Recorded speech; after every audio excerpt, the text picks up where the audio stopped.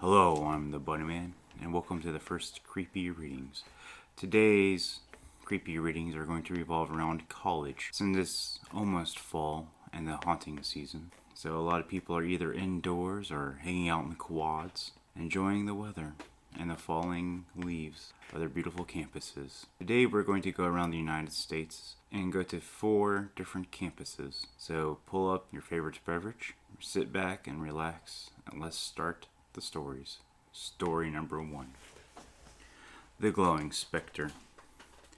Co-ed dormitories with 24-hour visitation policies were unknown on college campuses in the early 20th century, and curfews were strictly enforced, especially on conservative Southern women's college campuses. So it was that on February 2nd, 1908, sweet Condie Cunningham and several of her girlfriends were up late at night cooking fudge on a stove in the kitchen of Main Hall, then as now a women's residence of the notable University of Montevallo, about 35 miles south of Birmingham, Alabama. The girls weren't quite finished with their creation when the call came for a lights out. Hurrying to clean up the kitchen because there was strict punishment for violating curfew, one of Condie's friends accidentally tipped over a bottle of cleaning alcohol, spilling it across the stove. The highly flammable liquid quickly burst into flames, then it oozed onto the open burner. The girls feverishly tried to smother the flames,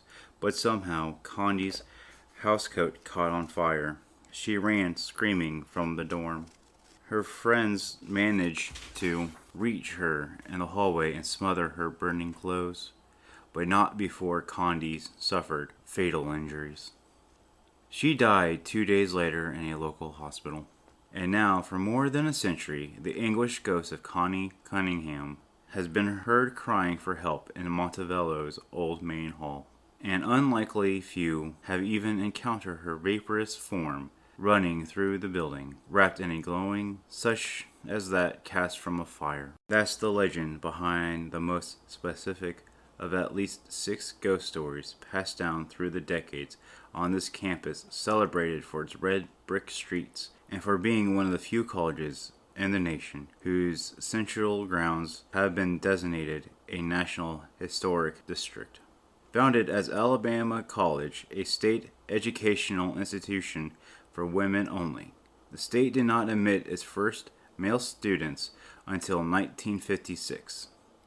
Several years later, it was reorganized and renamed the University of Montevallo, after the small town of some 4,200 people that had offered its enthusiastic civic support when the campus was first established in 1896. The 160-acre college grounds, designed by the Olmsteen brothers, Brother Frederick planned New York City's Central Park around several antebellum homes already in the area, including the 1823 Edmund King House and Reynolds Hall, a Georgian brick house built in the 1820s and used as a Civil War hospital. Both the King House and Reynolds Hall also harbor ghostly manifestations, but poor Miss Cunningham's is Montevallo's saddest specter.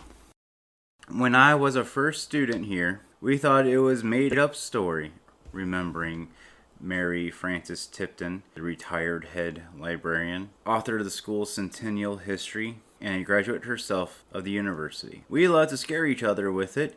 We even reenacted it when I was an upperclassman for the incoming freshmen. All we knew is that the girl in the story had burned to death.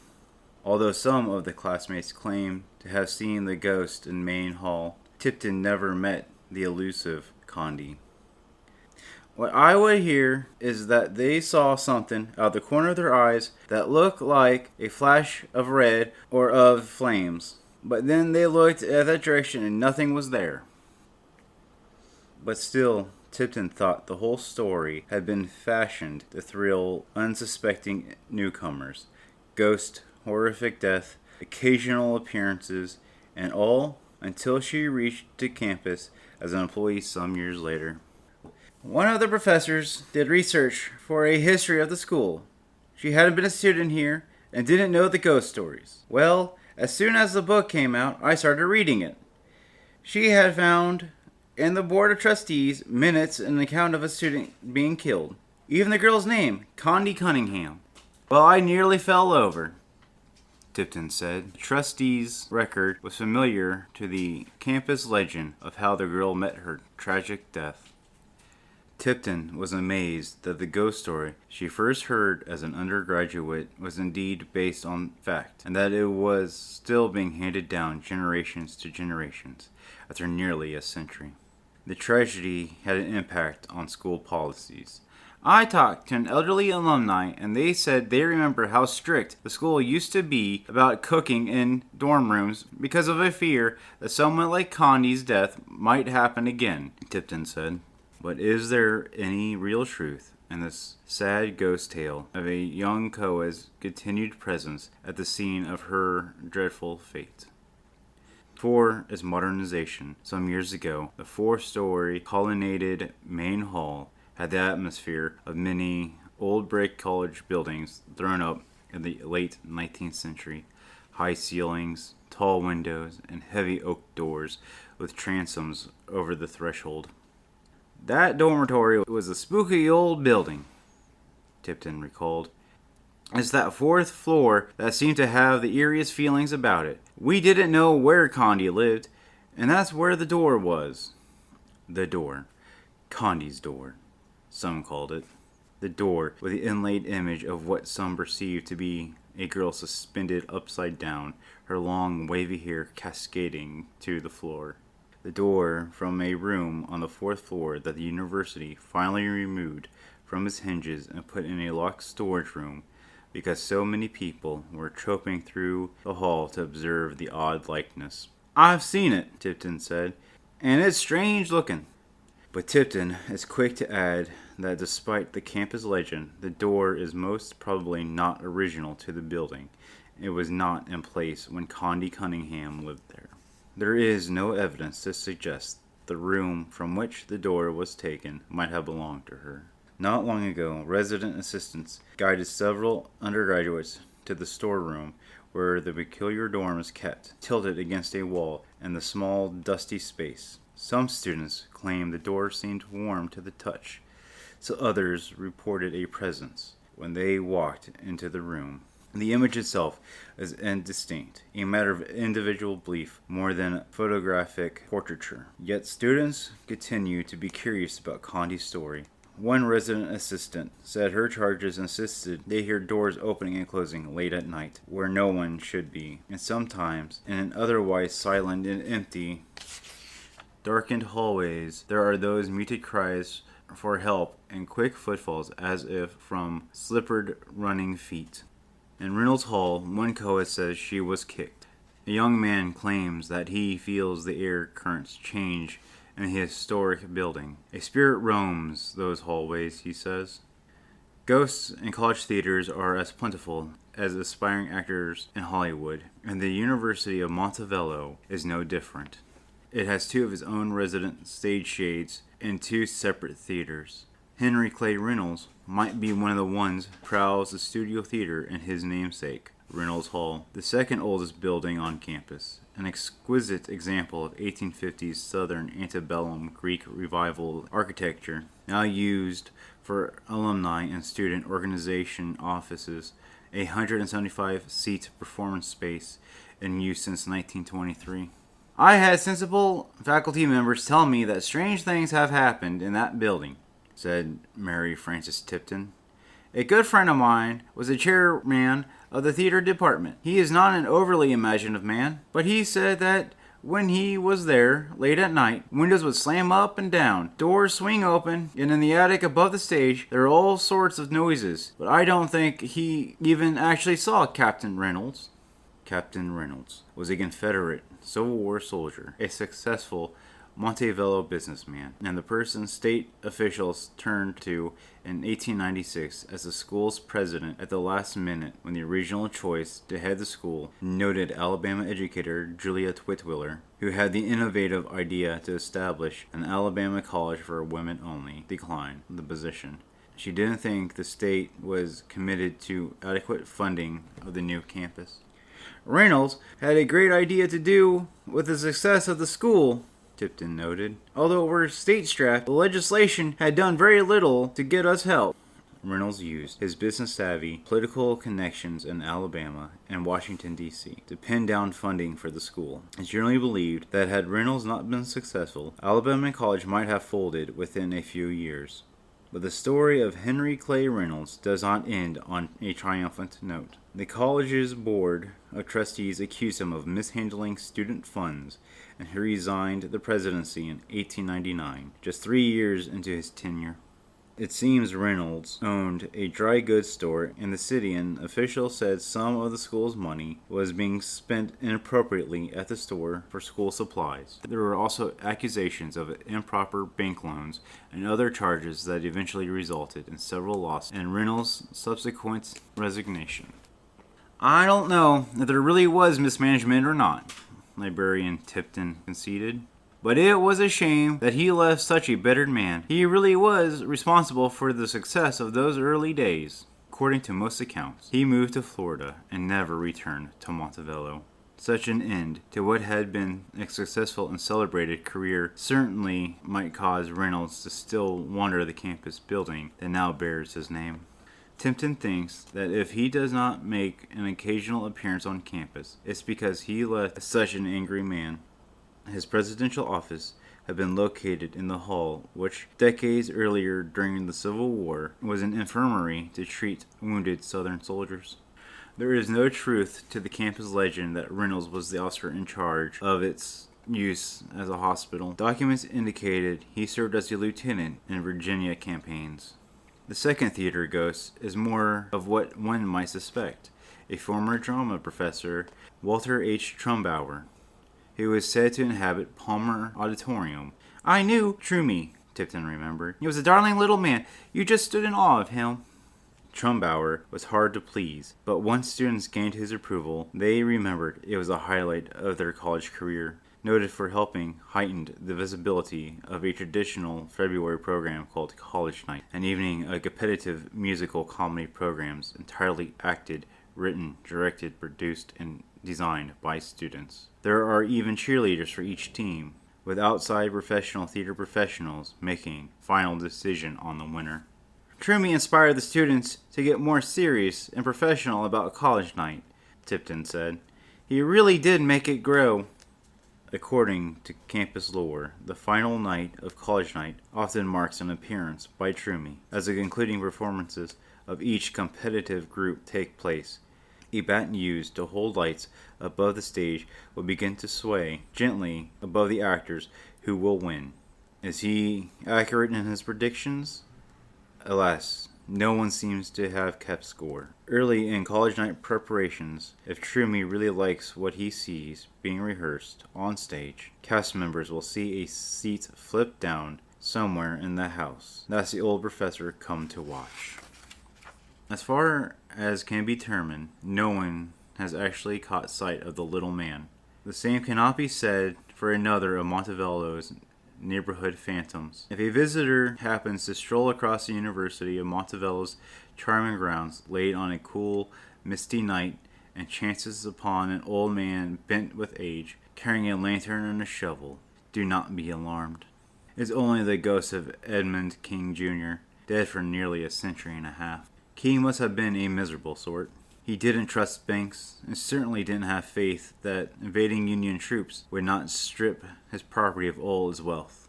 That's why he is said to have buried a trove of gold coins in a peach orchard next to his residence, now King's house, a centerpiece on the university's ground. Although the orchard is long gone, speculation is that it probably stood where Harmon Hall is now. King was a wealthy Georgia painter who moved to Montevallo in about 1850, and later built a Georgian brick house with a wide center hallway and 2 spacious rooms up and 2 similar rooms down. The university uses King Hall to accommodate visiting professors and other distinguished guests.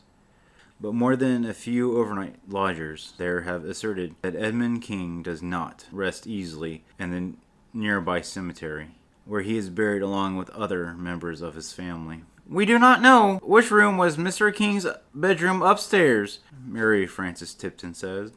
When the Yankees briefly used the house as their headquarters, King stayed there. He was old and sick and apparently could not sleep well. Now you can hear him pacing back and forth, not able to sleep. Sometimes you hear the clink of the coins he's counting at his desk. The occasional student returning comb or hall from the library has also glimpsed a faint moving light in the upper window of King House. As if from a lantern's glow, a curtain might be brushed aside and then quickly closed. The two other prominent ghost tales on the Montevallo campus are a bit murky, shall we say. The figure of an older woman in a yellow dress is thought to show up on occasion, sitting astride on a rock in Main Quad. "That might be Edmund King's first wife," Tipton said. "She apparently went through some hard times." Another tale is rooted in a murder just off campus in the early 1970s. A young woman was choked to death by her boyfriend after she told him she wanted to break off the relationship. He was convicted and jailed. According to one account, the dead woman haunts a shack in the vicinity of where the murder took place, near the campus overflow parking. Librarian Tipton attributes some of the stories to what she terms the ripe imagination of some students, but not all of them by any means. She is particularly intrigued by Condie Cunningham because of his historical accuracy. When we found out what her name was, we were able to find a picture in an old annual of a group of girls that included her. She is one of them, but we just don't know which one, because names weren't attached to specific individuals in the picture, Tipton says. Perhaps it would be sensible to make an enlargement of that photograph and post it in Main Hall, and that way one could say hello to her by name the next time she shows up. Story number 2, Hanging Henry. His name was Henry L. Means.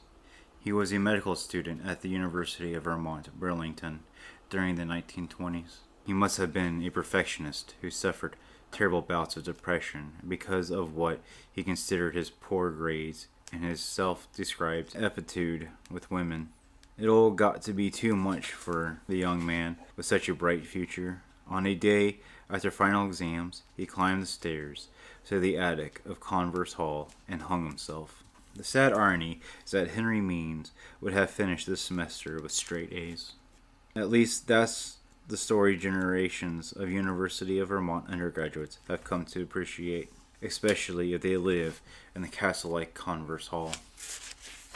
A brooding 1895 stone pile with a spectacular view of Mount Mansfield from its upper halls. Originally built to house only male UVM students, designed by the architect firm of Wilson Brothers, Philadelphia.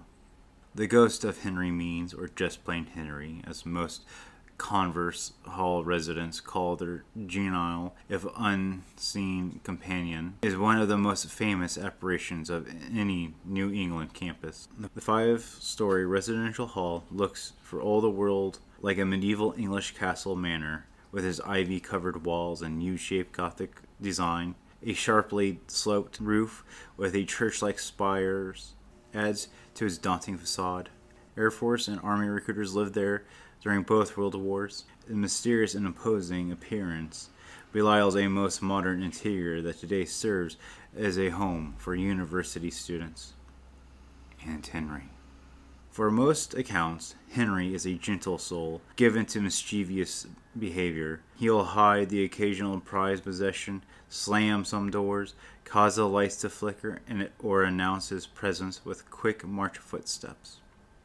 Particularly fond of proving his existence to those who may not believe in him, as these early written accounts by a university student might indicate. I had a few of my friends who were in a room drinking a few drinks. We started having this conversation about Henry. One of my friends said, "I don't believe in him. He's fake." So we started to make fun of Henry and laugh. Just as he started, we heard this loud footstep and the door slammed. Then all the empty cans were thrown around the room. That night we were truly scared. The convenience of having a ghost to blame for all manners of disturbances cannot be overstated. Who is to say which problems is attributed to natural aches and pains of a century-old fortress like Resident Hall, and which might be truly the product of a ghost like Henry? And these incidences collected by a former student of UVM. One is left to decide for oneself where the truth might lie. At one time, Converse Hall housed married students, such as the couple who discovered that Henry might have been a devotee of candles. They wrote of what they discovered. One of the strangest stories I know I heard from my sister. This happened to a friend of hers who also lives in Converse. She went to bed early one night with a candle lit on her bedside table. She really loved candles and had them all over her room. Her husband was working late that night and came home after she was asleep. She woke up frequently that night because she felt someone rubbing her nose. The feeling was really waxy. When she woke up, no one was there. Finally, she woke up to tell him, and he thought it was just a bad dream. Later, they both woke up when a mirror on the wall fell down. Now in Converse back then, the mirrors were bolted right into the wall. Her husband said he couldn't explain it, but they should just go back to bed. The next morning, they found a trail of wax from her side of the bed to the door. Now, my sister isn't superstitious at all, but she saw the wax, and it convinced her. There is a favorite saying in Converse, "Oh well, it must be Henry." It might have originated with this story told a few days after the incident took place. Frankie, who lives just below me, has been complaining of a noise from my room that wakes her up at night. We tried to figure out what she was hearing, as I am a relatively quiet person. 2 nights ago, I left my room at 3 in the afternoon and didn't return until the next morning. That night, the noise was continuous and sounded, according to Frankie, like all the furniture was being moved around, and someone was pacing back and forth. And so what was the answer to the problem? The same explanation you often hear. Oh well, it must be Henry. Halloween has often been Henry's special time, as in this incident, written by one of the participants, when a couple of undergraduates decided to host a children's Halloween party in the hall. We decided it would be nice to have a party for the kids in town. You know, turn out the lights and make it real spooky. We decided nothing fun ever happened in Converse. We were getting pretty silly and started yelling, "Henry, will you come out and join us?" As soon as we said that, the lights started flickering on and off. At first we thought it was funny, but we went out in the hall and all the lights were doing it. Every time we said Henry, it started up again. Then we saw the door to the attic being popped open. It was always locked, you see. The door wasn't broken. It just came open. There was a real strong draft. We were scared, screaming and all. Sometimes it's been the smaller, quieter incidences that have led hall residents to think that Henry is out and about, as in this report by a student named Frank. He was active in Converse activities. I was walking up to Converse and saw the south door open really slow and then close, just like someone went in, but no one was there. I'm sure it was Henry. Other people saw it too. I was up here with my brother one Sunday afternoon when no one else was around. The whole time we were followed by noises like doors slamming and things being moved. Once Henry predicted a fire. That Christmas vacation, the entire basement was scudded. Henry predicted that no one would be hurt in the fire. The building was empty when it happened. An undergraduate named Becky, described as being intellectual and sensible, took quite some time to be persuaded that Henry did indeed exist. An experience by a friend of hers convinced her otherwise. Her friend was a freshman. She lived over in the East Wing in a triple room. Her roommate's mother died, but she didn't seem outwardly sad. My friend thought this was strange because she was close to her mother and should have been hurt. After the funeral, a few days later, they came back to the room and everything was soaking wet. All the walls were wet, like they were crying. None of the other rooms were wet. It was just like the room was crying. Becky also sensed some strangeness in the room she had been assigned in Converse. I used to get uncomfortable in my old room. I couldn't explain what it was, but I always felt like he was in there. That's when I started believing in Henry, living in that room. He must like that room. Maybe he lived there. As with many college campus ghosts, Henry adds a personal sense of warmth and belongs to the college scene that may be difficult for outsiders to understand. The college years can be a time of great stress for young people, a time of questioning one's own purpose in life, one's own beliefs, and one's own ability to persevere in the face of academic and personal challenges. Perhaps the confidence that a student from the distant past loved campus so much that he simply cannot leave provides a kind of emotional safety net for contemporary students. At the University of Vermont, Henry might prove that connection, as spelled out by the former students. Of course, I believe. I like Henry. He's pretty good to us. He never hurts us. He reminds me that college is not all academics, and that you must give time to yourself and your friends. That is why he killed himself. That is why he is with us today. He plays with us when we're down, especially at finals time. Without Henry, Converse couldn't be anything. Back in old Converse, it was cold, dark, and spooky, and you could feel him better then, because the renovation didn't change anything, because I still feel him here. All this luxury just hides him better. I'm glad he's here. I'm glad I believe in him. Maybe that's the only reason he lives today, because we believe, or at least want to. And for that, Henry is no doubt grateful. Story number 3. Can a ghost pledge? Most American college campuses feature Greek organizations for young men and women students. The off-campus houses for those fraternities and sororities are places where students can relax, study, and organize social functions like parties and dances. A couple of campuses, an uninvited ghost or two, may make their presence known. At St. Lawrence University, Canton, New York, the ghost of the daughter of the first president of the university was thought to live in the Pi Kappa Sigma house. Her name was Florence Lee, whose father, John Stebbins Lee, helped St. Lawrence get off the ground in 1856. Little Florence lived in the house as a child until her premature death in 1860. She's been spotted wearing a long, flowing white gown, according to published reports. She'll also slam doors if she's upset with too much social activity or turn off music systems that are playing too loud. Meanwhile, halfway across the country at the University of Louisville, the sisters of the Chi Omega sorority house get along famously with the ghost named George. They know it's a male because passerbyers looking through the large front window at night sometimes notice a bulky figure wearing a suit and standing on the staircase. Just who it is, no one seems to know. In the absence of an identity, back in 1985, someone took to simply calling him George. The Chi Omega women don't live in the house, so there aren't many incidences of nighttime shenanigans by George. He did figure out that he seemed to live on a back staircase that connected with the kitchen, as if someone was tropping along those steps were heard during the daytime. We just use the house for meetings and stuff. It's a really old house, so no telling how long he's been here, one sorority member reported. She added that she wasn't ever afraid of George, but this well-known presence made for some uncomfortable moments for her. Once, when she was alone in the house, the lights started blinking on and off, his favorite activity. With no one near the wall switches, the plink-a-plank of single notes struck on the living room piano also alerted sorority members that George was about. But like Casper, George was a friendly being. He's never hurted anybody, the sorority member reported. I didn't believe all this when I came here 3 years ago. They just told me we had a ghost, but I didn't believe it. George changed her mind. Story number 4. Poor Mildred. The imposing old brick and stone centerpiece with its distinctive tower on the picturesque Simpson College campus in Indianola, Iowa, a 19th century masterpiece of campus architecture, is known today as College Hall.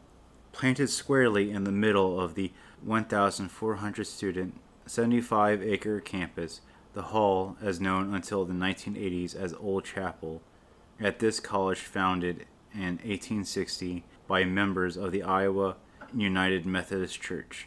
An extensive renovation led to its renaming and present use as the home of the admissions office and other departments. But as with many other centers of learning all across North America, Simpson College can find its very own ghost story hiding inside a building used today for deciding corporeal pursuits. A story of a young woman who died too young in College Hall. Her name was Mildred Hedges, a student at Simpson College in 1935. Mildred died in a fall off a third-floor staircase in what was then Old Chapel. Was it an accident, as it was ruled those 70 years ago, or did she commit suicide? The question still reverberates whenever a visitor at College Hall accidentally bumps into Mildred's ghost.